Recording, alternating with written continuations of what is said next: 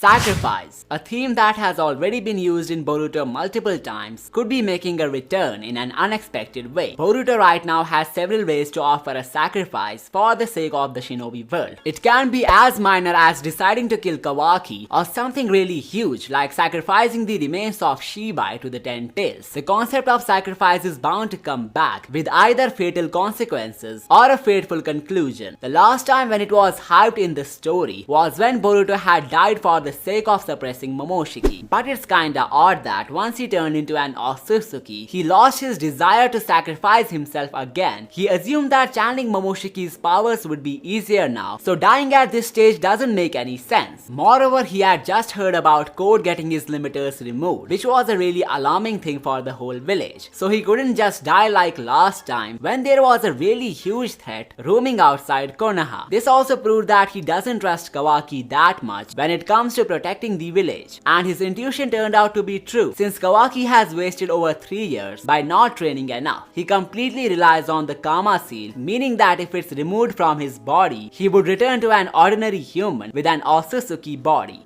The second thing that I believe shifted the perspective of Boruto on sacrifice has something to do with his OTSUTSUKI DNA. We know the OTSUTSUKIs have a stronger survival instinct as compared to human beings, as they use certain techniques like the Karma seal to keep living for millions if not thousands of years. Those who attain godhood go a step further and deliberately leave the realm of mortals for some secret purpose. And since Boruto also evolved into the same species, his survival instincts have increased subconsciously, which is why he made his mind to not to be the sacrifice. So if he is no longer in a mood to renounce his existence, he must certainly be planning to sacrifice someone else. He is too focused on his plan of saving Konoha, and if he wasn't supposed to be a savior, he would have preferred to die somewhere instead. Now before moving on to what he's about to offer up in the future of Two Blue Vortex, let's understand how some major sacrifices in the story are related to him. Like his grandfather Minato, whose signature power has been mastered by him, was one of the foundational sacrifices in the story alongside Kushina. Both of them died to save the village from the wrath of Kyuubi by sealing him inside their infant son. This gives us another point which can be considered in the legacy of Boruto. If there comes a time when he needs to give up on himself for the sake of the shinobi world or his loved ones, he would happily give up and become one with nothingness. Well, this is something that we will discuss at the end of the video. Let's first get into the very first sacrifice that Boruto could be offering. As we are already familiar with the Karma seal and how it literally makes an OTSUTSUKI immortal, what if Boruto would use it to do something similar in his pursuit of saving the world? This possibility is canon, as Kawaki also wanted Boruto to put his karma on Code before they faced him off in a later chapter. It could have even made him get rid of Momoshiki back then, which is less likely to happen right now, as they are genetically one. Some things that make Code's body a suitable vessel include the Ishiki experiment and cybernetic body manipulation powered by Shinjutsu. So what if in future Boruto uses this opportunity to get an extra life? This would be a genius move to utilize Code in the story, since his purpose as said by the Shinjus has been reduced to get used like a clown by others. Not to mention he has already betrayed Boruto once, meaning that the protagonist could be taking his revenge in one way or another. Considering he's a no match for Boruto, it's really easy to get the Karma seal implanted in him. We know how Code has been the programming code to many characters in the story, from Aida and Daemon to the Shinju gang. But even in this scenario, he could act as a backup code for Boruto, which shows that how smartly he was named by the author. Some of you may say he might be the backup code for Kawaki because of their matching outfits. On top of that, it was him who came up with the implantation idea and not Boruto. While it may have made perfect sense, since both of their karma stem from Ishiki, meaning that a karmic fusion type of thing is actually possible, I think we should just go with the Occam's razor for this one. It's a philosophical principle which says that when an event has multiple explanations, usually the explanation requiring the least assumptions turns out to be correct. So as for Kawaki's outfit from the future, instead of assuming he ended up fusing with Code somehow, a better explanation would be Amado choosing his new apparel, which is why it gives the Kara vibes. This also means that he's behind the outfit of Code as well, making him the fashion designer of the whole Kara organization. So if Code gets exterminated culminated through a karma sacrifice, chances are it would be Boruto who will be fulfilling his end game. Aside from the core theory, there is also this Hashirama Cell's counterpart of the Boruto series. I'm talking about the remains of Shibai, which can still be consumed by a Ten-Tails to cultivate a divine chakra fruit. This chakra fruit must be different than any other fruit, since the basis of its formation would be the godly remains of an OTSUTSUKI. The one who's guarding these remains is Amado, who has been using them to create overpowered cyborgs. Now the question remains, will Amado sacrifice the leftovers of Shibai OTSUTSUKI to save the world? If there isn't any world-ending scheme being plotted by the scientist, there would soon come a time when he would have to give new power-ups to Boruto as well as Kawaki. I have already covered the Kawaki part in a previous video, so let's focus on Amado's relationship with Boruto for this one. A vital companion of the scientist has been training Boruto for 2 years now, and it's very hard for us to guess whether he was aware of this or not. Furthermore, the only reason Amado could have gave up his alliance with Ishiki could be because even though he was promised the revival of his daughter, there wouldn't be any planet for them to survive if Ishiki had came back, so trusting the OTSUTSUKI was dumb unless he had a plan to make them OTSUTSUKIs, which was almost impossible to happen. OTSUTSUKIs aren't that kind-hearted, and the chances of Ishiki to betray Amado were really high. That's why the scientist made his move before things went too far. The best thing that he obtained by working under Ishiki were the remains of Shibai, something that can create the most broken cyborgs of the universe. But when an apocalypse would hit the entire world, as the villains would be too powerful for the good guys to deal with, Amado would be forced to give up on the most precious material of the universe for the sake of his home planet. The reason I think he might sacrifice the remains of Shibai is because of the Ishiki analogy that I just explained. He needs a planet to survive and to fulfill his other plans, so it's not out of question for Amado to let Boruto absorb the godly leftover to get more stronger. This would drive him to the good side, but this doesn't make him any less of a suspicious character. I think he is under the omnipotent spell of some OTSUTSUKI god who's making him take all the strategic moves. This might be why Konoha didn't inquire him about Shibai OTSUTSUKI. It's the will of an OTSUTSUKI god to conceal some secrets of the universe, but this won't stop Amado from letting Boruto use the remains. Not to mention he's related to Shibai in many ways, like the similarities of his initial OTSUTSUKI form and the unique dojutsu of his right eye. Another way to see the sacrifice of Shibai's corpse is by the means of activating the god tree. It would bring an end to this world, but could cultivate the strongest chakra fruit to ever exist in this universe. The only reason this theory gets weakened is because the Ten-Tails is now a gang of conscious creatures. They would apparently evolve into a more stronger form by consuming an OTSUTSUKI, or even if one of them becomes a god tree, the other members could consume the fruit for the same purpose. One of the Shinjus is already after a cyborg who was modified by those remains. Theoretically speaking, if Bug actually devours Aida, it could also persuade Amado to reveal the trump card and make Boruto the strongest of them all. Either way, the remains of OTSUTSUKI god are going to play out some huge role in the story. Now the final two sacrifices of the story involve the main duo, Boruto and Kawaki. The ideological clash of the Kama brothers could even lead to their death. While there is a solid theory in my mind for why Boruto might be the one losing his life, let's first talk about Kawaki and how he might end up as the sacrifice. The whole character of Kawaki has been fueled by the motivation of protecting Naruto. He has already crossed the line many times and is about to go even further before the flash forward. It's obvious that Naruto won't forgive him, but the point to be noted is that he had accepted his fate of getting killed by Naruto once he is done with his main plans. But keeping in mind how the OTSUTSUKI genes rewired the survival instincts of Boruto, it's not impossible for Kawaki to go through the same, meaning that he no longer wants to get killed. However, looking at his build-up in the story, there is no way he is getting away with what he has done. He may get some quick upgrades from Amado and act as the shinobi destructor, but just like how Ishiki had lost at the end, Kawaki might be destined to face the same fate. So the end of the Red Karma wielder could be fueled by the realization of past mistakes. Once he would be able to look at things through the eyes of Boruto, it will make him realize how misled he had went due to his overprotective behavior. As an apology to Boruto, he could sacrifice his body to the Ten-Tails of some other planet that would cultivate a really strong chakra fruit. Let me know in the comments how the redemption of Kawaki could play out in the story. Now as for the final theory on sacrifice, let's understand how Boruto might be willing to give up on his own life at some point in the story. In many traditions, sacrifice is known to be the bridge between the human and the divine. Offerings are given to appease God, gain favor, or connect with the spiritual realm. In Boruto's case, Shibai OTSUTSUKI is known to be at a very high level, beyond the mortal creatures and even his own clan. The young lord is willing to die once all his goals are fulfilled, and last time when Boruto died, he became an OTSUTSUKI. So what if when he sacrifices his life for the second time, it will take him to the most superior being? The bridge between Boruto and Shibai must be a sacrifice. It could involve his own death, as it would reflect how willing he is to fulfill his purpose. If there would be an enemy who can only be defeated when Boruto releases his whole life force, it will eventually lead to his untimely death, making the OTSUTSUKI god realize that he's really serious on his endeavor. The same could have happened before the prologue fight. Boruto might have to either sacrifice his life or consciousness to meet the divine, as without a sacrifice, there won't be any bridge between him and the most powerful entity. Let me know in the comments what sacrifice would activate his pure eye. Also check out these videos for more amazing stuff. I will see you next time.